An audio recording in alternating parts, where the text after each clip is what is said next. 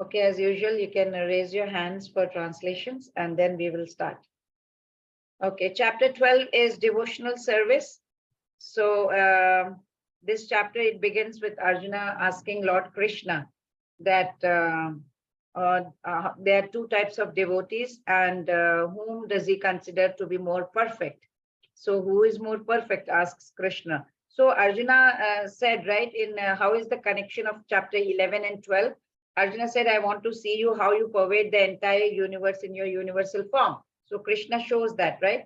And to set superiority of the personal form. So Arjuna requests to see the two-handed form of Shyamasundar Roop, right? And then he asks which type of devotee is considered perfect. So Arjuna is asking the devotees who worship, who do devotional service to the personal form of Lord Krishna, or who are transcendentalists, they are meditating on impersonal Brahman, right? You know, not personal Archa Vigraha. So they are not worshipping the idol. This is a very small chapter, 20 shlokas, but very, very deep meaning, very deep meaning. We think only 20 shlokas, but lot of stuff in there. And Lord Krishna is emphasizing that path of devotion is the highest among all types of spiritual practices. And he also says that it does not come very naturally to the struggling souls. We have to really, it's not a mysterious gift, right? That one can just get it. So it requires effort. You need to cultivate discipline. You need to have those consistent effort that you need to put in. So let's see. Bhakti is the best, progressive devotion, stages of devotion, and then qualities that Krishna loves in his devotees. Let's see that. Arjuna uvacha evam satata yukta ye bhaktastvam paryupasate ye cha aksharam avyaktam tesham ke yoga vittamaha. Yes, Sandhya Mataji. Arjuna inquired, which is considered to be more perfect, those who are properly engaged in your devotional service, or those who worship the impersonal Brahman, the unmanifested? Hare Krishna. Hare Krishna. So last shloka of 11th chapter was Matkarma krit matparamaha madbhakta sangha varjitaha nirvaira sarva bhuteshu yasamameti Pandava is telling the qualities of his devotees, what he likes, right? Who are engaged in my work, who consider me supreme, who engage in my devotional service. They are free from all this contamination of these fruitive activities and mental speculations, and who has no enemy in this world. So this was the last verse of chapter 11. So Lord Krishna has so far explained about the personal. He has explained about the impersonal, and he also showed the universal form. So far he has showed all kinds of devotees and yogis, right? So the transcendentalists, they can be classified into two. What? One, impersonalist, and second, personalist. So who are they? Let's see. Personalists, devotee, they engage themselves in the, they use all their energy in the service of the Lord Krishna, right? Those are personal. They have that personal feeling, they will engage themselves. Impersonalist, they also engage themselves, but not directly in the service of Krishna. But what do they do then? They sit and meditate. Those are impersonalists. They do not directly go and worship. Directly worshipping means you will put in some flowers, you will make some prasad, you will light up the diya, you will do all that stuff that Krishna loves, right? So impersonalist means they will be also doing service to Krishna, but indirectly, in the sense they will be sitting and meditating on some point, some impersonal Brahman. They are not focusing on Krishna, they are focusing on some light maybe. So now Arjuna is trying to understand, resolve this question. Which process is easier, Krishna? And which process is the most perfect? He's asking. So Arjuna experienced in the 11th chapter that to be attached to that Shyam Sundar two-handed Rupa of Krishna is the best because he loves that Rupa. He was scared of universal form. He didn't like that much. He couldn't relate himself to the universal form. He couldn't relate to the four-handed form, Narayana form. He could only relate to as he was, two-handed form. He was very disturbed, right? So the most important question asked by Arjuna will be to find the distinction between impersonal and personal conception of the absolute truth. Let's see. So who is the higher transcendentalists from the following? The devotee, impersonalist, dhyana yogi, or karma yogi? Who is the highest? Devotee. Yes, yes, correct. Living entity is not the material body. He is Spirit soul. spirit soul. Very good. Okay. Let's move on. Devotees are perfect. Vaishnavi Mataji, would you like to read, please? Yes, Mataji. Hare Krishna. Hare The Krishna. blessed Lord said, He whose mind is fixed on my personal form, always engaged in worshipping me with great and transcendental faith, and is considered by me to be the most perfect. Hare Perfect. So now Arjuna asked this question. So Krishna has to answer it, right?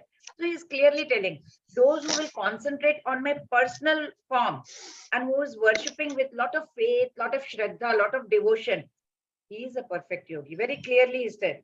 So, sorry, how to understand God's impersonal and personal form?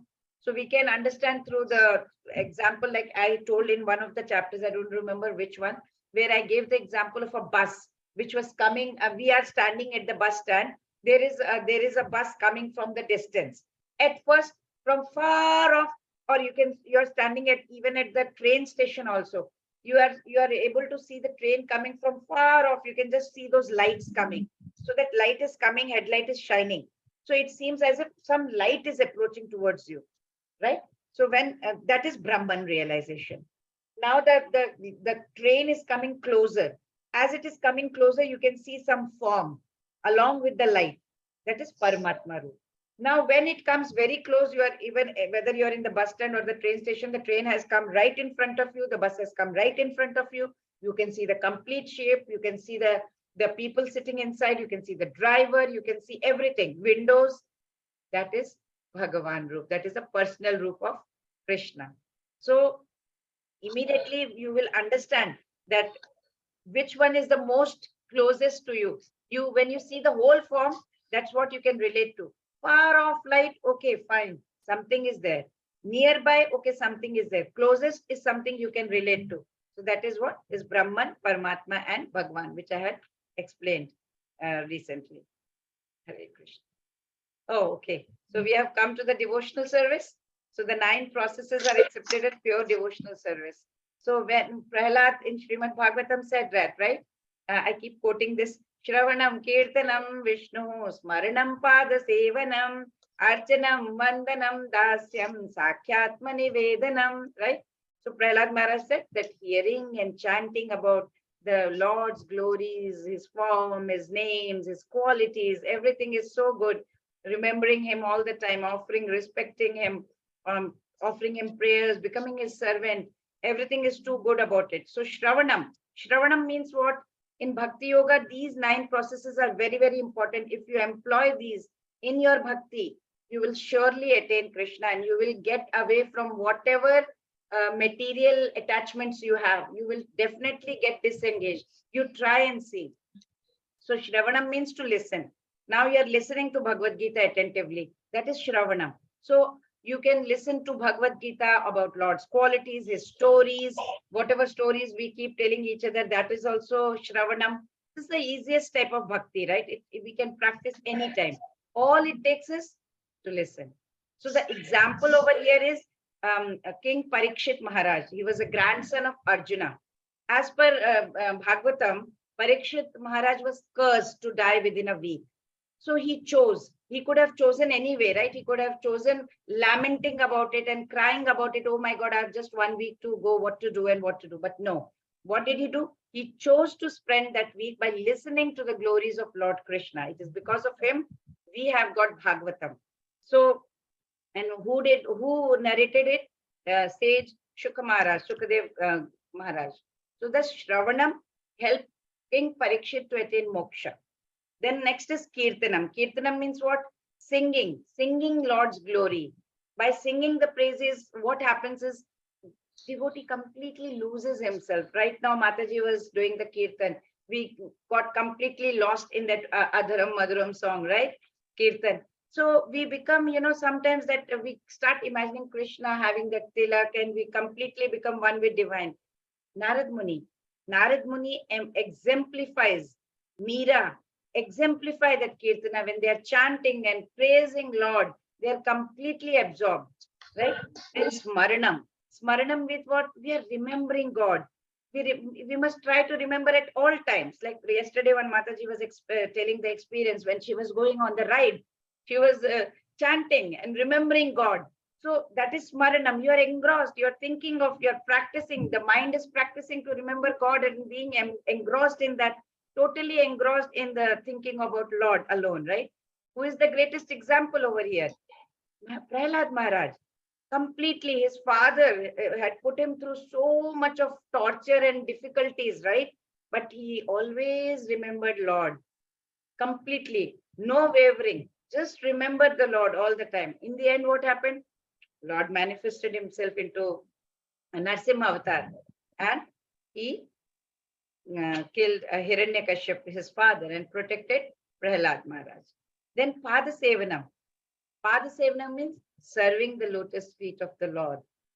Though it's not practical, practically it's not possible for us and go and serve the Lord there. But in this material world, right, it's little difficult, right? But Pada Sevanam, it can be done at temples and on the idols of Lord Krishna. If you have idols at home, you can do Pada Sevanam. And no one can do Pada Sevanam better than Goddess Lakshmi. Lakshmi is Mahalakshmi, the supreme consort of God Vishnu. Who better than her, right? She offers the most supreme service to the Lord by offering a lot of obeisances at his feet. Then Archana. Archana means we should worship the Lord. Worship, how we can do? We can do by physical means. How? Physically, what we can do? We can do rituals, right? Holy objects, we can use flowers, tulsi. By this, we can do the worshipping the Lord. And sometimes, it's not possible. You're traveling. If you're traveling, it's not possible to physically do the archanam, no problem. You can do mental archanam. That is manasika archanam, it's called. So you can do through your mind. You are offering to God, manasika, because you're traveling, you are helpless at that time. In this type of bhakti, you are what are you doing? You can visit various temples. You can offer prayers while performing various pujas, right? So in this interesting aspect is that it is employing all the 4 types of bhakti mentioned above. We are doing Shravanam, you are doing Kirtanam, you are doing Smaranam, and you are doing Padasevanam while doing Archanam. So that's the very good advantage in this. And King Prithu, he was considered the pioneer of this kind of bhakti. Because according to Bhagavatam, what King Prithu was born in that Dhruva Maharaj lineage. In that lineage, he was born, Dhruva Maharaj lineage. So King Prithu also demonstrated that Anga Archana, which was like submitting each of his sense organs in worshipping the Supreme. He used to focus everything and do the Archana for Lord. Then comes Vandanam. You are offering prayers to the Lord. It is like completely doing Vandanam. So you can do like Shashtanga Namaskaram towards the God. You are putting all the 8 parts of the body is touching the ground and you are lying down completely and you are doing Shastang, like Dhruva Maharaj and Akrura, the minister in Kamsa's kingdom. So they did this kind of bhakti, completely Vandanam all the time. So when Akrura, the minister, he reached Vrindavan, he saw Lord's footprint, Krishna's footprints. He immediately got down from the chariot and he saluted the sacred soil. He went and he did complete Vandanam, Shashtang Namaskaram to Lord Krishna, and Krishna of course blessed him. Then is Dasyam. Everybody knows who is the greatest Dasa, right? Dasya Bhakti means to reach God by being humble servant, his humble servant. So Lord is a supreme master. So serving him without expecting anything. Not, oh God, I'm going to do the Dasyam, but I want this and this. No business dealings, okay? So this is servant master relationship, right? In our current life, we can do this by doing service in the temples. You can clean the temple. If you want to get away from any kind of bad habits, any kind of mental tensions, any kind of anxieties that you are having in life, go to a temple, take up a seva and do it. That's it. And you will see It may not happen overnight, but you will see there will be a difference. So you can go sweeping, cleaning, cooking, serving the other devotees, involving in charitable activities, like you're taking care of the sick, or you're trying to sell Bhagavad Gita. The Gita Jayanti is coming up. Buy set of 10 books and then distribute those 10 books. That's also seva. Lord Hanuman, he is the supreme example of Dasya Bhakti. So he had the privilege of serving Lord Ram. Then comes Sakya. Sakyam, we know, it is like a friendship, establishing friendship, feeling of, like feeling that Lord is our friend. Treating, you can talk to Lord all the time. There is no fear, no guilt. He is your friend. So sit in front of him. You can talk as much as you possible. Arjuna is a classic example of Sakya Bhava, right? To Lord Krishna. And then Atmanivedanam. Atmanivedanam, complete surrender. So when does that happen? When devotee offers his body, his soul completely to the Lord, right? And he just, all the worldly pleasures and sorrows, whatever is happening in your life, it doesn't matter anymore. That is Atmanivedanam. Atmanivedanam is offering yourself completely to the God, and then no need to be fear, because everything is, you are under God's protection. So Bali Maharaj, we know, he is the perfect example. So when Lord took the avatar of Vaman avatar, that time he measured the 3 worlds, he took 2 steps, 3rd step, there was no place. So he says, Bali Maharaj, he tells Bali Maharaj, where is the next 3rd step? You promised me 3 worlds, right? Where to put my feet now? So he offered his own head, right, as the 3rd step. That's completely Atmanivedanam. He was completely humble. Okay. So which form of bhakti would you like to exhibit or want to follow? Any bhakti that you're attracted towards? Hare Krishna. No? Yes. Mataji, Yes. these nine ways of devotion service, devotion is independent each other. We can choose anything and we can follow those paths, Mataji. They are independent of each other, means they are, if you are doing, for example, if you are doing Archanam, you are singing, you are talking, and you are doing, remembering God, it is definitely interconnected, but you can always start with Shravanam and then Kirtanam, then, or you can mix and match everything. Hare Krishna. It is still Okay, Mataji. I mean, step by step, Mataji. Initially, we need to do the Shravanam, Smaranam, Kirtanam, Padasevanam, Archanam, Vandanam, Sakyam, Atmanivedanam. Like that, Mataji? Yes, you can, Prabhuji. Or you can, other, Shravanam we is the can first choose. step, they say, Prabhuji. Okay, Mataji. Hare Krishna. Okay, Mataji, who is the next one? Srinidhi Mataji, would you like to read? Hare Krishna Mataji. But those who fully worship the unmanifested, that which lies beyond the perception of the senses, the all-pervading, inconceivable, fixed and immovable, the impersonal conception of the absolute truth, by controlling the various senses and being equally disposed to everyone, such persons, engaged in the welfare of all, at last achieve me. Hare Krishna. Hare Krishna. This is like those people who do not directly worship Krishna. So they try to achieve the same goal. How? Indirect process. They also ultimately achieve the same goal, Lord Krishna. But you know what? It's very, very difficult. Very difficult to sit in meditation. We can't even sit without feeling restless for 5 minutes. You have to control your senses. You have to put everything, shut everything down. And you have to, completely bring all your senses under control. You should stay away from people. You should be in a secluded place, right? So it's very, very difficult to practice such a thing. So it's very difficult to do this process, says Krishna. Yes, please, Rupa Mataji. Hare Krishna. For those whose minds are attached to the unmanifested, impersonal feature of the Supreme, advancement is very troublesome. To make progress in the discipline is difficult for those who are embodied. Hare Krishna. Yes, very difficult, Mataji, because like from 6, 7, 8 to 12, Lord Krishna has said that, there are many, many kinds of bhaktis. In 11 and 12, it's very difficult because your mind are attached to unmanifested, impersonal features of the Lord, right? So group of transcendentalists who follow the path of impersonal feature of Supreme Lord, they're called Jnana Yogis. because they are following the impersonal feature, Brahman feature, that lights, those are coming. Then persons who are completely in Krishna consciousness, they are engaged in the devotional service, they're bhakti yogis. And then the difference between Jnana Yoga and Bhakti Yoga, right? Here is the difference. Process of Jnana Yoga, ultimately bringing one to the same goal. You are going towards the same goal, but it's very troublesome. Bhakti Yoga, it's very direct service.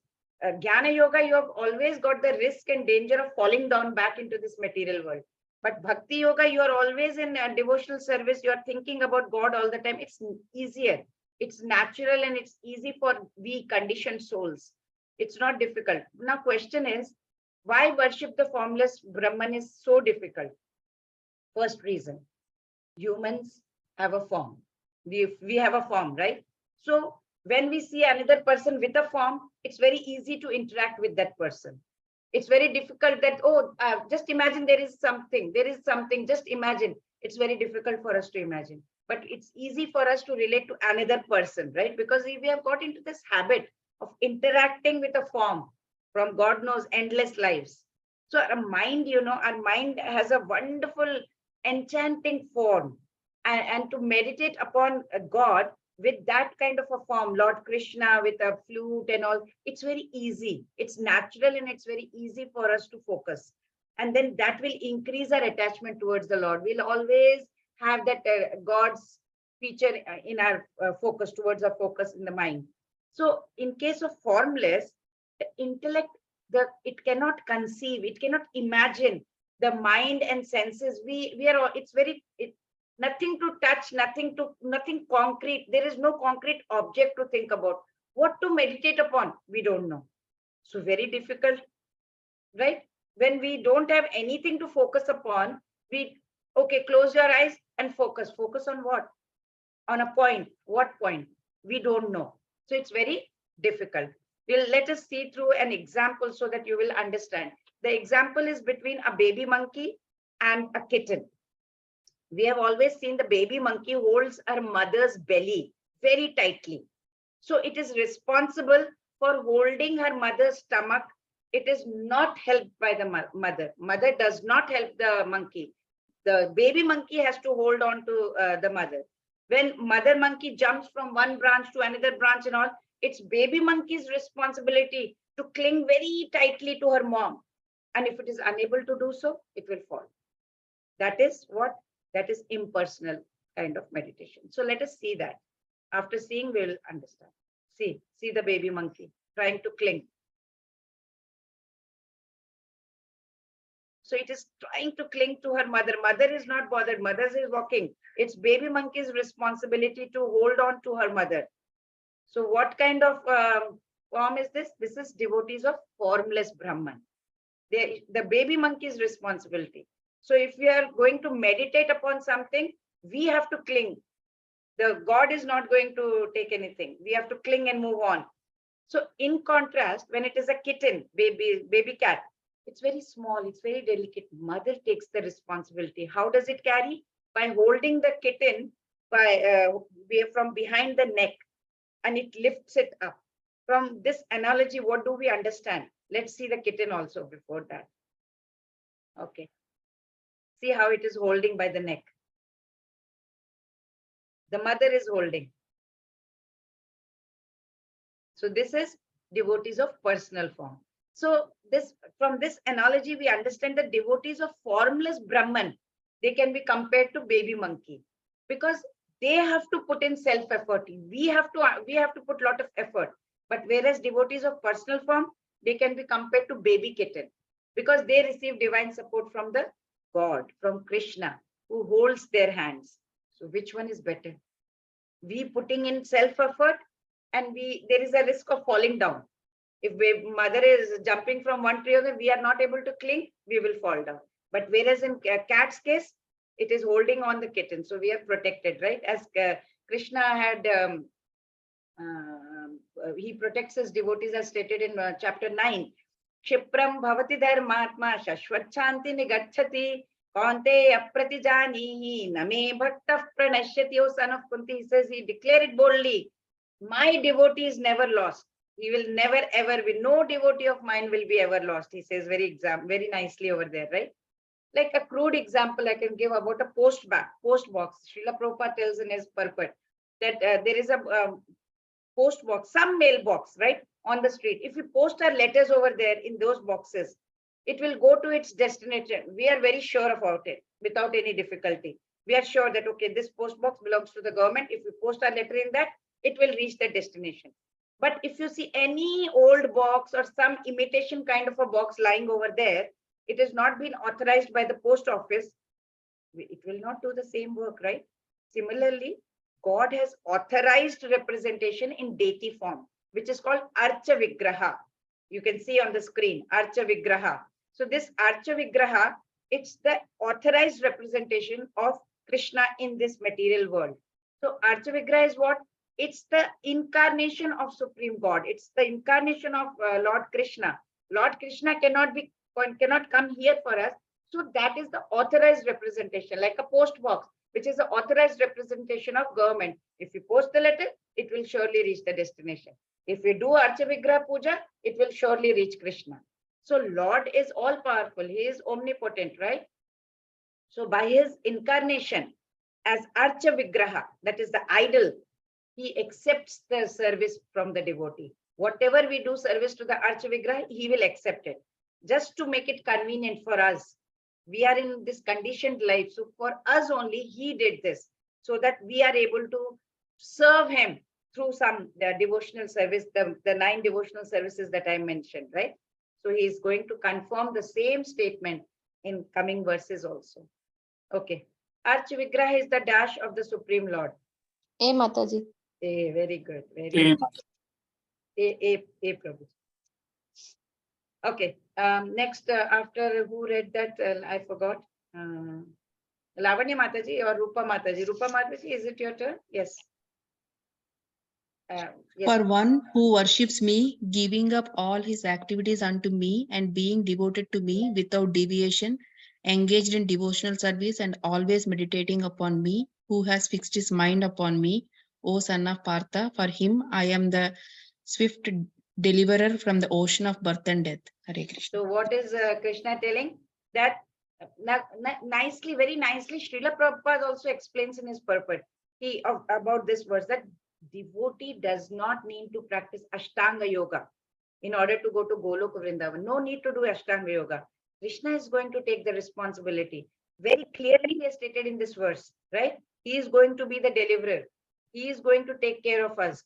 As a parent takes care of a child. You can see as in the picture, right? He has got a lot of merciful, he is merciful. He will immediately come riding on his Garuda, as you can see in the picture, and at once deliver the devotee from this kind of material misery that we are in. But whoever has fallen into the ocean, he may struggle very hard. He may, even though he may be an expert in swimming also, but if someone comes and we are struggling to swim there among the waves, among a lot of hardships, if someone is coming over there and rescuing us, how do we feel? We feel very grateful, right? Similarly, Lord is going to come. He is going to pick us up from this kind of sufferings. Dukkhalayam ashashvatam, he says. So what do we have to do for that? Very simple. Practice the easy process of Krishna consciousness. Wow, what to do? Engage your senses in what? Devotional service. What kind of devotional services? 9 kinds of devotional services. You can use any.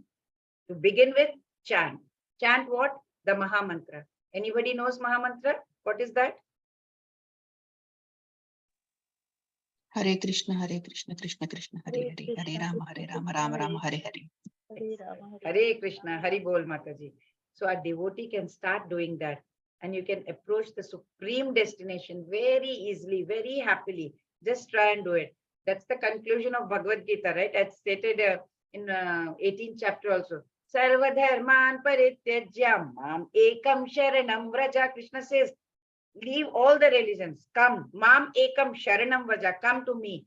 Aham tvam sarva papebhyaha mokshayishyami ma shuchaha. Do not fear. You come to me. I will take care of you. You surrender unto me. I will deliver you from all your sinful reactions. says Krishna. So in this way, what does God do? He becomes our savior. He saves us from everything. He delivers us from this Mrityu Sansara Sagarat, the cycle of birth and death. That's what he does. So the takeaway is such strong recommendation from Krishna. Who gives it? Only Krishna, right? So such like one day Mataji was telling, right? Jesus is called Son of God. Muhammad is called Son of God. Here Krishna says, I am God. Where else have we heard like this, right, Mataji? So such strong recommendation has been given. Wide range of services Lord has prescribed. Guarantee for this life and the next life also. So dear devotees, devotional service is the best. Where else can we see such kind of guarantee, right? So let's see the comparison between a devotee and an impersonalist. Devotee, he meditates on deity form. Impersonalist meditates on formless. Devotee engages the senses. Impersonalist controls, he has to control the senses. Devotee understands Krishna through devotional service by rendering Navavidha Bhakti, 9 devotional processes that we learned. Then he understands Brahman through reading Upanishads, non-perceptual feelings, nothing, no personal thing. Then easy and natural, troublesome. Intimate personal relationship, no relationship with the Lord. Krishna delivers his devotees, depends on his or her own endeavor, means hard work. You have to put in self-effort. That's what Krishna says. Complete realization, Sat Chit Ananda Vigraha. You'll be very happy. Partial realization, Brahman realization, that is Sat realization. Okay, so we come to the processes of bhakti, right? So let's see. Krishna is going to tell how, in what kind of perfected devotional services we have. And Rupa Mataji, would you like to read? Hare Krishna. Just fix your mind upon me, the Supreme Personality of Godhead, and engage all your intelligence in me. Thus you will live in me always without a doubt. Hare Krishna. Maye vamana datsva mayi buddhim niveshaya nivasishyasi mayeva ata urdhvam na samshaya. There is no samshaya. There is no doubt. Srila Prabhupada explains in his purport that one who engages himself in Lord Krishna's devotional service, he has a direct relationship, direct connection with Supreme Lord. So there is no doubt that there is this position is transcendental from the very beginning. There is no doubt. He does not have to live on this material plane. He's living in Krishna consciousness. Even though you're moving around with your friends, you're doing all your activities, you're going to Disney World, you're riding on different rides, but you're chanting Hare Krishna. so completely, because the holy name of Krishna and Krishna, they are not different. So devotee is always chanting Hare Krishna, Krishna Krishna, Hare, cooking, washing clothes, doing all the work around, right? Mataji was relating her experience the other day. So you're using your tongue continuously. So when he's offering food, Krishna directly accepts it, right? Provided we give sattvic food, and the devotee becomes Krishnized. This is Srila Prabhupada's word. It's his vocabulary. Krishnized. Once we offer food to Krishna, we become Krishnized. So in Srila Prabhupada's terms, and by eating the prasad, that is called Ananya Bhakti. This is the topmost, Ananya Bhakti. So takeaway from here is very few things in life comes with complete guarantee. Nobody gives us the complete guarantee. So only Krishna. Everything, only Krishna is giving this kind of guarantee. All others, like everything is like conditions apply. It's always said conditions apply. Small words, they will write condition apply. But here, for Ananya Bhakti, Krishna is giving us the guarantee. Who can give us such kind of guarantee? Hare Krishna. Yes, Lavanya Mataji, would you like to read, please? My dear Arjuna, O winner of wealth, if you cannot fix your mind upon me without deviation, then follow the regulated principles of Bhakti Yoga. In this way, you will develop a desire to attain me. Hare So Krishna. very nice. Krishna has given the topmost bhakti, Ananya Bhakti. Okay, I can't do Krishna. It's very difficult for me. Okay, no issues. I'll give you the second level. Sadhana bhakti. Ata chittam samadhatum na shaknoshi mai sthiram abhyasa yogena tataha mamichhaptum dhananjaya. So it is saying, if you cannot fix your mind, then it's deviating. So two different processes of bhakti yoga are indicated, right? First is what? One who has actually developed the attachment for Krishna. By how? By love, transcendental love. That is one. And other one is not, who has not yet developed that attachment for Krishna by transcendental love. One who has developed attachment, one who has not yet developed. So fixing the mind upon Lord Krishna for perfection of sadhana, that is spiritual practice that we have to do. But immediately on beginning the path, we cannot expect to be perfect. We cannot. It takes time. So what should these people do? Krishna is saying if they cannot perfectly fix their mind on God, Lord Krishna is telling over here, it's okay. It's okay. You try to remember me with devotion. Just remember me. How? Like we have an English proverb, right? Practice makes a man perfect. So you have to practice. Abhyasa. Abhyasa yogena tataha mamichhaptum dhananjaya. Keep following those 4 regulative principles. Practice it. You will come over there. You will reach that stage. Don't worry. Each time your mind is wandering here and there, don't worry. Try to bring it back to God. How? By remembering his names, his forms, his virtues, his pastimes, his abodes, Golaka Vrindavan. Try to do that. It will wander away. Don't worry. Abhyasa. Do practice and come back. That is sadhana bhakti, the second level. Okay. How many different processes of bhakti yoga are indicated? Just now we did 1, 2, 2. 2. Yeah. Ananya bhakti and sadhana bhakti. Yes. Okay. Let's follow the rules and regulations of bhakti. What is the process to purify the senses? By guidance of a spiritual master. You have to get up early, enter temples, offer prayers. If you want to get rid of your material attachment, whatever problems you are facing in life, try to use this process. Chant the Maha Mantra Hare Krishna. Offer flowers to deities. Cook for the deities. Honor the prasadam. Constant hearing of Bhagavad Gita and Srimad Bhagavatam from pure devotees. And the qualification is anyone can do. That's the best part. What is the result? Surety of love of Supreme Personality of Godhead, our beloved Krishna. Where can we get such kind of guarantees, right? Can we develop an attachment for Krishna? Let's see. Check for yourself, and if you can do it, right? Let's see if you get, is it easy for you? Just put a tick, 3 or more, let's see. Just in your mind, put a tick. Is it easy for you? Yes or no? Can you do it? Yes or no? Am I getting committed to do? Yes or no? Am I feeling positive while doing this? Yes or no? Do I want to seriously give it a try? Yes or no? If 3 or more yes, what do you have to chant loudly? Hare Krishna. If you have got 3 or more. Loudly, unmute yourself then. Hare Krishna, Hare Hare Krishna, Krishna, Hare Krishna Krishna, Krishna, Krishna Hare Hare Krishna, Hare, Hare Rama Krishna, Hare Krishna Rama, Krishna, Hare Hare Rama, Hare, Hare Hare Rama, Hare. Hare Rama, Rama Rama, Hare Hare. By the end of half the chapter, you are already on Bhakti Marg. Hare Krishna, Hari Bol. So you are on the path of Bhakti Yoga, Prabhujis and Matajis. Yes, please. Kamlesh Prabhuji, would you like to read? Yes, Mataji. Hare Krishna. If you cannot practice the regulations of Bhakti Yoga, then just try to work for me, because by working for me, you will come to the perfect stage. Hare Now, Krishna.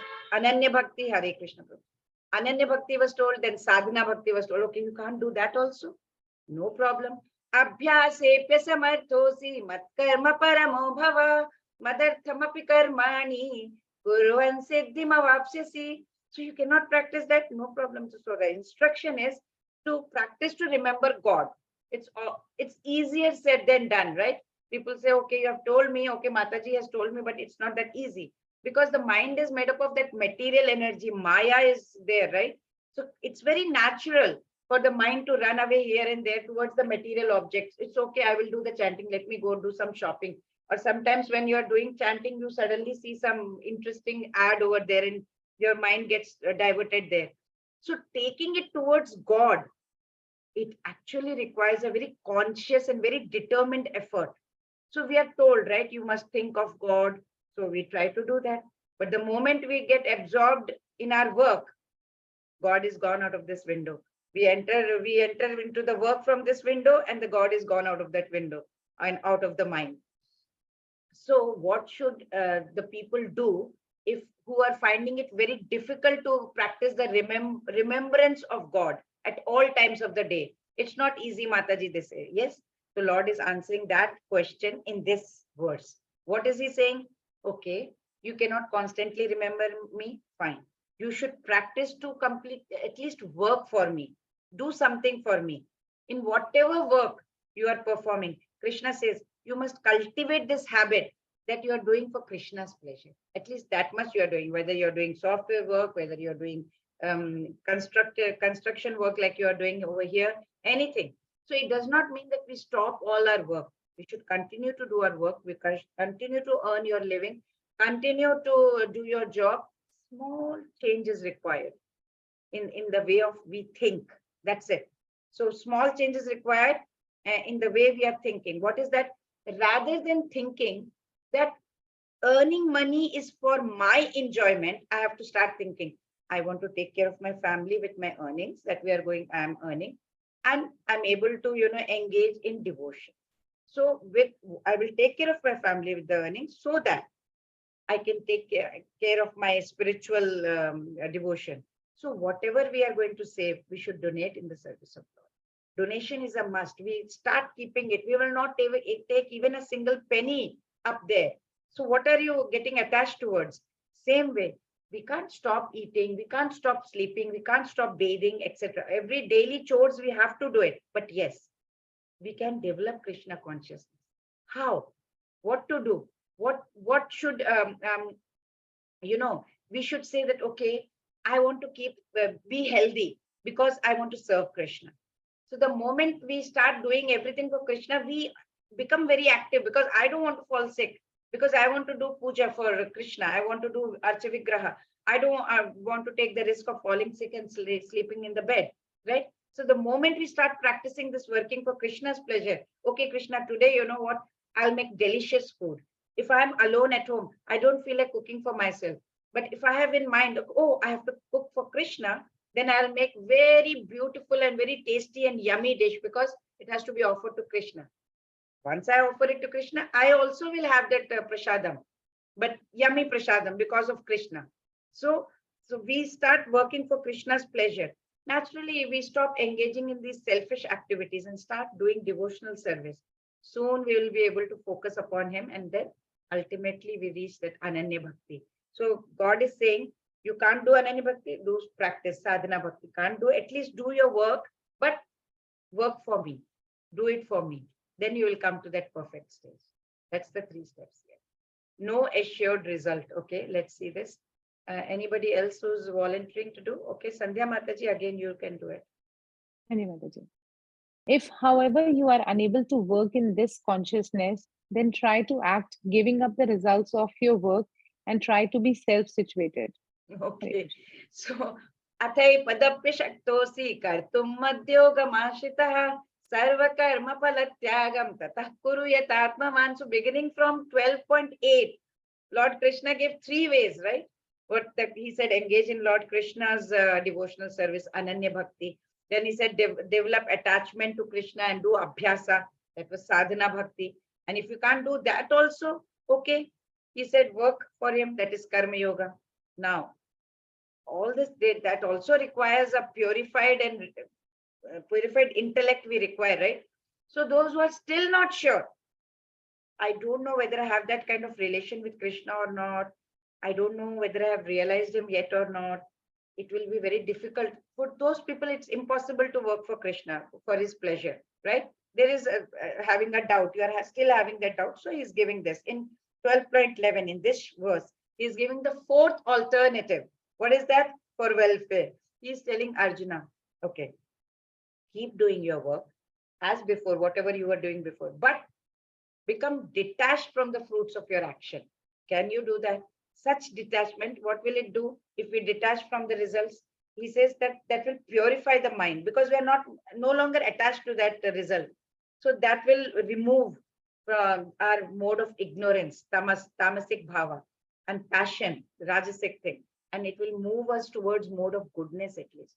We are not attached to the results. We will do our work, just leave it. Krishna, it's all yours. I have done my best. So in this way, what will happen is you are renouncing the fruits of your effort. It will remove that contamination, that pollution that we have in our mind, and it will make our intellect very strong, very, very strong. So that way, what will be happen? We will moving higher up the ladder towards better bhakti and better levels of sadhana. But the takeaway here is, there through these various alternatives, Krishna is inspiring us very nicely. He is inspiring us to become a better version of our own selves. Whatever we are, we can become better than whatever we are right now. That's what he is inspiring us to do over here. Hare Krishna.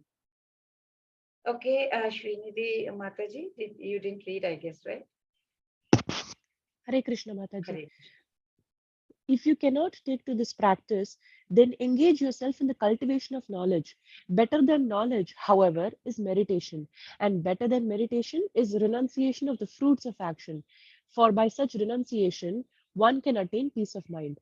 Hare Krishna. So if Hare Krishna, if one cannot follow regulative principles, so what to do? So most people, they practice and perform rituals very mechanically, right? But they do not engage their mind in God. Like I have always given this example of Grah Pravesh, or sometimes some people buy a new car, or some ritual is happening at home. What happens? What do? You call a pujari, you call a pandit, you do puja at home, you do havans, you bring all the material available for puja and you start. Pandit will start performing, he will start that mantra, Om, so and so he'll start. And what are others doing? The one who is to do the puja is sitting over there. Their mind is also gone somewhere. They are not even focusing on what Panditji is saying. Panditji is not focusing on what he is saying. There are some other people who are sitting in other room. They are having a nice cup of coffee, tea, whatever they are drinking, and they are talking to each other. For them, puja, devotion is nothing more than just a ritual. It's an empty ritual. They are doing it because maybe their parents told them to do, or maybe it has been happening in their family. It's very important in their lineage. Grah Pravesh has to be done. Parents tell, okay, you're moving into a new house, you must do so and so things. Okay, so you're doing mechanically, or just doing it for the namesake, right? But doing it for namesake also, it's not a bad thing. At least, you're doing something. It's not that you have stopped everything. That is in fact bad. So you're doing some ritual, which is good. At least something, some vibration is going inside, right? Even though it is external and it's not completely engaged in devotion. So Lord Krishna is saying that we have to develop spiritual knowledge slowly, gradually. What will happen? It will help us understand what is our main goal in life. Goal in life is to go to Golok Dham, back to Godhead, back to our home, back to our permanent abode, go to be in Krishna consciousness. So he says, if you cannot take, then engage yourself in this knowledge. Better than knowledge, he says, is meditation. And better than meditation is renunciation. So what do we have to do? We have to get into this knowledge of Krishna consciousness. So we have to move beyond these empty rituals and try to purify our mind. Best is to purify our mind, right? So just having that knowledge itself will not clean your heart. That's not going to purify it. So what is Krishna telling you? Cultivate the knowledge. Better than that is process of engaging your mind in meditation. Now, how to practice meditation? So you have to control your mind. So how to control your mind? You have to develop detachment from what? Worldly pleasures. I have to go to the cinema. I have to have a party. You have to detach yourself in that case. Better than knowledge is practice meditation, he says. And then next step is you have to renunciate the fruits of action. This is, I have done it, but this is not my credit. Move away from that. So it will help you move away from Maya. So it will help us go to higher stages. So direct process is not possible for everyone. So if it's not possible, Krishna says, no problem. Take the indirect process. Do it. But Krishna is not recommending this process over here. He's not even recommending to Arjuna also. Why? Because Arjuna was already at that high level stage. He loved Krishna to bits. So he was always, in that loving devotional service to the Supreme Lord. So it's for us, it's for others who have not yet reached that stage. For us, it's the gradual process of renunciation, that knowledge, meditation, then realization of Brahman. All this have to be followed. But as far as Bhagavad Gita is concerned, Lord Krishna has mentioned very clearly that the direct method is stressed, Bhakti Yoga. So everyone is advised to take the direct method and surrender to Lord Krishna, right? So it is very, very clear over here. So what do we take away from here is Lord Krishna is very, very broad-minded. He's not narrow-minded. He's very broad-minded. He's very accommodative. And he's not at all judgmental. He doesn't judge anyone.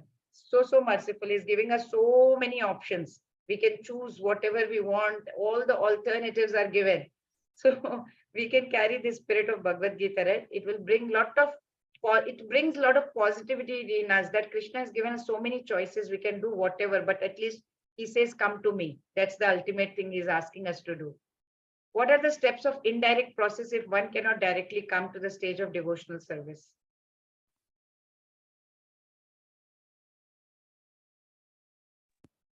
Mataji.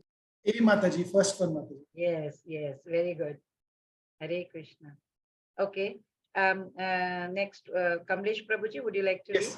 read? Yes, Mataji. Dealing with Lord, one who is not envious, but who is a kind friend to all living entities, who does not think himself a proprietor, who is free from false ego and equal both in happiness and distress, who is always satisfied and engaged in devotional service with determination and whose mind and intelligence are in agreement with me. He is very dear to me. Hare Krishna. Now from Hare Krishna Prabhuji, from 13th to 18th, Lord Krishna is glorifying all the qualities of the devotees. Who does he love the most? Who is very dear to him? From 13th till 18th, he continuously keeps talking about it. Attitude towards oneself. How should it be? Adveshta sarvabhutanam maitrah karuna evacha. You should be a friend. Nirmamo nirahankara. No ahankar. No false ego. Samadukha sukhakshami. So you should be equipoised in happiness and distress. Santushta satatam yogi. Always satisfied, contented. That yogi. Yatatma dhriddha nishtaya. You are doing devotional service with determination. Mayyar pitamano buddhi, with all agreement.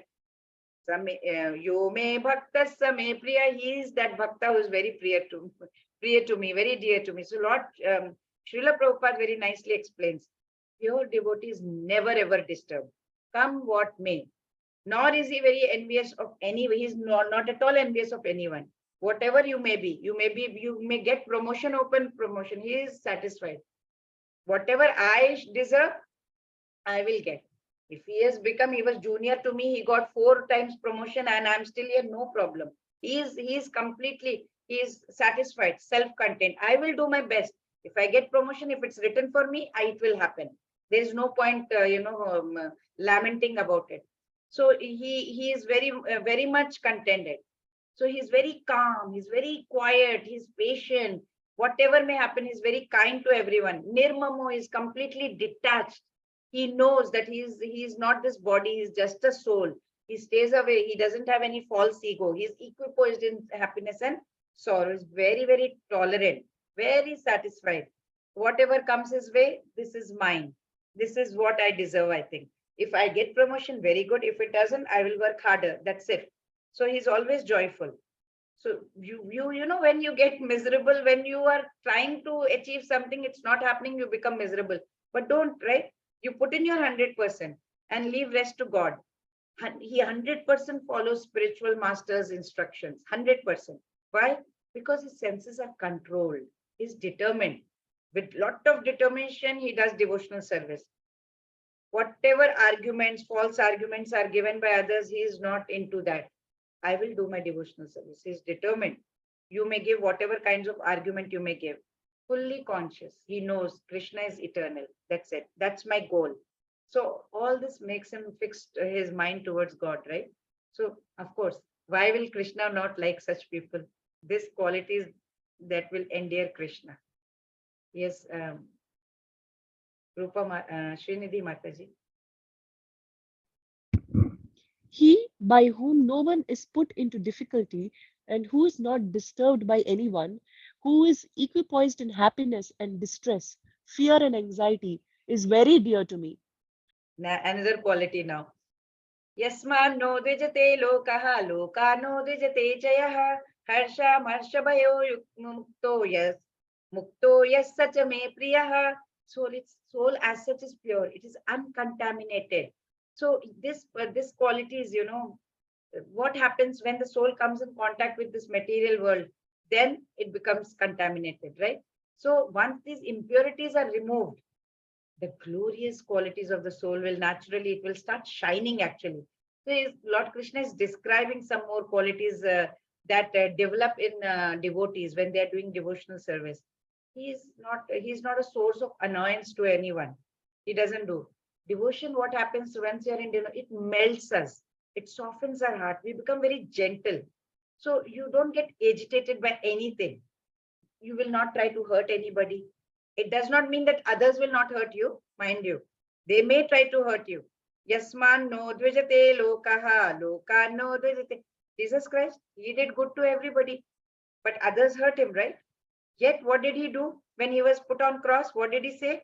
His Father, forgive them, for they know not what they are doing, what they do. Haridas Thakur, he was beaten in 24 marketplaces, yet he prayed to Lord. He said, forgive these ignorant people. They don't know what they are doing. That kind of thing happens. People may hurt you, but that does not mean that you also have to hurt them. They are equal in pleasure and pain. They are equipped with that wisdom from the scriptures. They learn scriptures and they're doing devotional service. So what happens? They are aware. Pleasure and pain. They are both part of life. It is going to happen. Once you go up on that wheel, giant wheel, the giant wheel has to come down. If you're going, you are having pleasure, pain, everything is going to happen. So it's part and parcel of life, right? If like passing summer, once summer goes, winter will come or spring will come or any other season will come. It goes on. It's a cycle. Harsha marsha bhayo dvegaihi mukto yas sacha me priyaha. That's what the sadness and happiness will happen. Free from fear, anxiety. So why do we get fear? And why do we feel so anxious? It's all because of attachment. The moment you are not attached, you are detached. Whether I get promotion or not, it doesn't matter to me. Whether I get respect or not, it doesn't matter to me. Nothing matters to me except Krishna. The moment you say that very strictly to yourself, we become fearless. We are not scared of anything anymore. Which of these is not a devotee's qualification?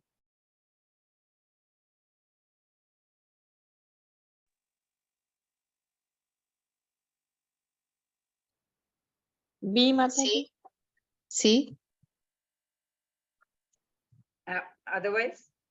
B. A. He never disturbs anyone. Okay. Lavani Mataji?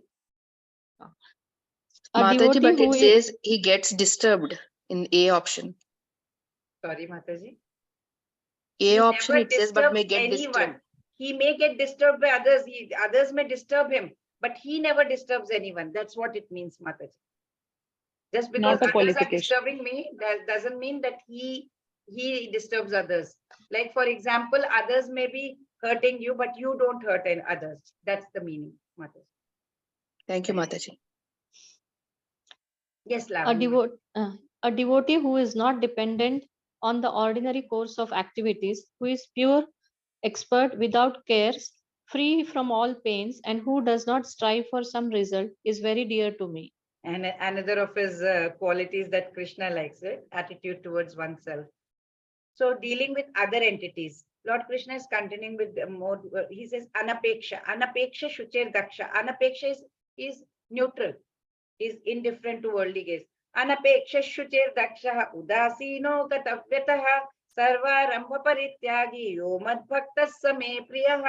So to a very, very poor person, if that poor person has say 100 rupees, it is lot of, he gives a lot of importance, right? That 100 rupees is very important for him. But if to somebody like Tata, to somebody like Bill Gates, that 100 rupees is not, that's insignificant for him, right? For that kind of person. Similarly, devotees who are very rich in Krishna's divine love, for them these worldly things are like 100 rupees. They, very rich. They are Tatas, and they are Bill Gates, and they are very, very rich in Krishna's love. So these worldly things, oh, this worldly thing, oh, our spiritual world, it's more, much, much better. They're so much into that love. Shuchi. Shuchi means pure. So externally and internally, they are very pure. So their minds are why they are, because it's their mind is completely absorbed in the Lord, all pure love. They are away from this lust, anger, greed, kama, krodha, moh, matsarya, right?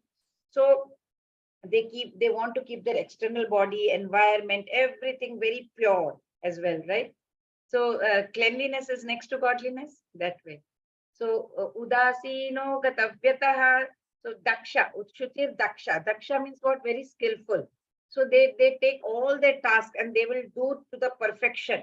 They want the God to be very happy with God. A lot of care and attention they will do, because they are doing it for the God. And then udasino, they are free from all the care. They don't, they have surrendered to Krishna. Gatavyata means they are free from all kinds of distress. They are untroubled. Everything I have done, leaving the results to God. So I'm untroubled. Sarva Ramba Parityagi. So what he is renouncer, he is free from all kinds of selfishness. So Yomad Bhakta Samipya. Such a devotee is very, very dear to me.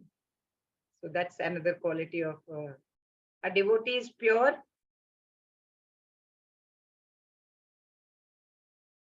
Now, D Mataji. It's D.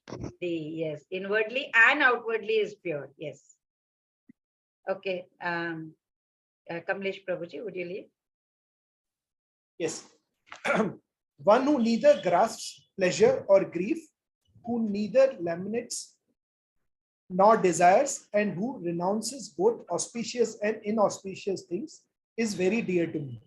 Yo na hrishyati na dveshti na shochati na kankshati shubha shubha parityagi bhakti manyas same priyaha. I'm trying to give in detail about this because these are the qualities that Krishna loves it. So he's telling hrishyati, he takes pleasure, never takes pleasure, right? He doesn't grasp for pleasure, neither laments nor desires. He's leaving, like for example, the electricity is gone, for example, and it's very dark. You are very scared, and someone shows you a candle light. You'll be very happy, right? Oh, thank God, somebody has showed some light. It's very natural. But then if somebody immediately blows out that candle, you feel very upset. Why did you blow it off? I can't see anything. But imagine you are standing under the noonday sun. It's 12 noon, and you're standing under the sun. Whether somebody shows you a candle, whether somebody shows you a torchlight or not, you feel it doesn't matter to you anymore, right? It's the same situation. Devotees who are in Krishna consciousness are like standing under the noonday. You don't need to show any candle or anything. They rise above their pleasure and despair. Nothing matters to them. You show, you don't show. We are not in the mode of ignorance. Darkness is mode of ignorance. Then you need some torchlight. So that's what it means over here, right? We don't have to worry about anything. Nothing auspicious or inauspicious. Nothing matters to us anymore. So such a devotee, he is completely filled with devotion. Lord Krishna says, such devotee is very dear to me. Yes, Srinidhi Mataji, would you like to read? Sure, Mataji. One who is equal to friends and enemies, who is equiposed in honor and dishonor, heat and cold, happiness and distress, fame and infamy, who is always free from contamination, always silent and satisfied with anything, who doesn't care for any residence, who is fixed in knowledge and engaged in devotional service, is very dear to me. Hare Krishna. Hare Krishna. It's very, very simple and very straightforward.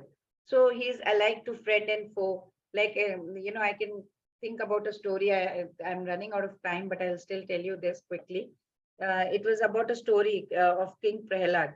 He had a son. His name was Virochan. He got into an argument with Guru's son, right? His name was Sudhanva. So Virochan said, I'm superior to you because I'm the son of a king. Virochan said that. So Sudhanva, he said, no, I am superior because I am the son of a rishi.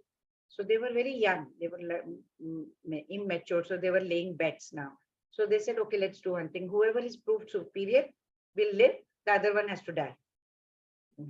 But who should be the judge? So Rishi's son said, your father Prahlad Maharaj can be the judge. Viroshan said, no, no, no, no. What? You will complain later on that he is very partial. So Rishi's son said, no, no, my father, who is Angiras Rishi, he said that your father is not at all partial. He is very, very impartial. So he doesn't differentiate between friend and a foe. They said, okay, let's go. They went to Prahlad and they said, Virochan said, father, who is superior, Sudhanva or me? Who is? So Prahlad Maharaj said, why did you get that question in your mind, first of all? He said, you know what, we laid bets that whoever is proved superior will remain alive, the other one has to die. Prahlad Maharaj just smiled. He said, you know what, your friend Sudhanva is superior. You know why? Because he is the son of your father's guru. So Prahlad ordered. So as laid down by the bets, you have to take him. He has to die. At that moment, immediately Rishi's son Sudhanva intervened. Prahlad Maharaj, wait. You have to wait. I have a second question. Am I superior to you also, Prahlad Maharaj? He asked. Prahlad Maharaj said, yes. I have been born in a family of demons, Rakshasas, while you are a son of a Rishi, who is also my guru. So definitely you are superior. He said, okay, in that case, will you obey my instruction if I am superior to you? He said, yes, of course I will. He said, please leave him. Please leave my friend Virochan. And in the same manner, Prahlad, the way he had sent him, okay, take him to hang him, same manner he said, bring him back. So even the Devatas came to shower flowers upon him. That is the attitude of justice he had. That doesn't come to us. We cannot do that, right? If you have to ask your own child to go into gallows, you can't. So that's the virtue of being the perfect devotee of the Lord. He is equal to friend and foe. So he will be able to do any kind of justice, right? Tatha manapa manayo, whether apman, not apman, they're equal in that. Shitoshna dukha sukheshu, whether they are alike in heat, joy, sorrow, everything they are same. Srila Prabhupada had so much of loss in his business, yet he remained equipoised. He had gone through so much problems. But he said, if whatever God has willed, let it happen. It's all because of Srila Prabhupada that we are all sitting over here right now. Samas Sangata Varjitaha means we are free from unfavorable association. You associate with persons or objects, it's called sang, right? But there are two kinds of sang. One is kusang, means unfavorable association. You get into bad company. So we have to take our mind away from such associations and engage yourself in satsang rather than kusang. So tulya ninda stutir mauni means you take whether somebody's praising you, criticizing you, externally, for those who are externally motivated, this will matter. Appreciation and rejection will matter. Oh, I have done so much, but she did not appreciate me. I have done so much. Why is she criticizing? This is those who are externally motivated, but who are internally motivated, they don't need. It doesn't matter to them at all. So aniketam sthiramati means they're silent contemplation. Like examples are the like of crow and swans. Crows are drawn towards those garbage, and swans are drawn towards the silent, quiet lakes. So the worldly people's mind is like that of a crow, goes towards garbage, goes towards gossip. Devotees, they want to talk only about Krishna, do kirtan, do chanting. It's like Krishna, the devotees are like swans and the other people are like crows. So that's what is the difference. Santushto yena kenachit, content. Whatever comes in their life, just enough for me to survive. That's it. They're not bothered about anything more. Fortunately, if we can develop this direct desire to engage in Krishna consciousness in devotional service, We don't need to go into that step-by-step improvement in spiritual realization. What is meant by saying that devotee is silent? See, Devotee is silent in another sense, Mataji.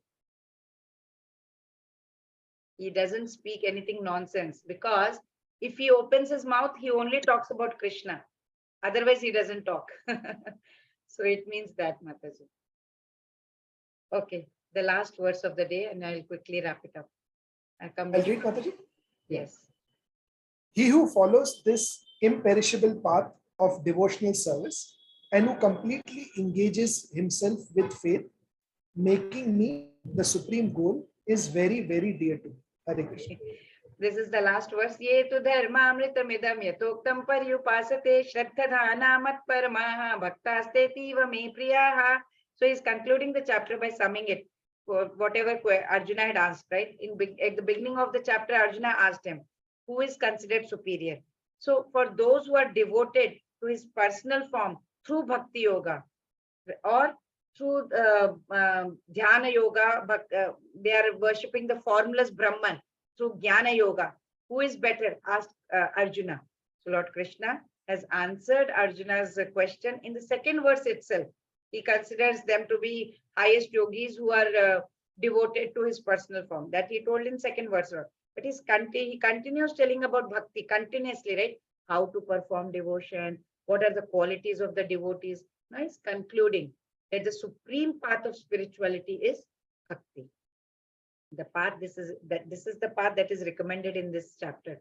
So therefore, there is no doubt that devotional service is the only path for self-realization, to reach Lord Krishna, to reach his abode. So how to do bhakti? You have to surrender. We shouldn't have any arrogance, and it should happen in complete humility. That kind of devotee is dearest to Krishna. Hare Krishna. So we complete the Bhakti Yoga. Let's do it very quickly. Bhakti is the best worshipper of impersonal feature. Then devotees are perfect. Krishna personally delivers the devotees. Then we saw progressive stages. Ananya Bhakti, then Sadhana Bhakti, then Karma Yoga. Qualities that endear Krishna: attitude towards oneself, dealing with other living entities, reaction, how we react when things happen to them, and dealing with the Lord. So, Vancha Kalpatarubhyascha Kripa Sindhubhyayovacha Patitanam Pavanebhyo Vaishnavebhyo Namo Namah. Hare Krishna, Krishna Krishna, Hare Hare, Hare Rama, Rama Rama, Hare Hare. Hare Krishna, Krishna Krishna, Hare Hare, Hare Rama, Rama Rama, Hare Hare. Hare Krishna, Krishna Krishna, Hare Hare, Hare Rama, Rama Rama, Hare Hare. Hare Krishna, everyone.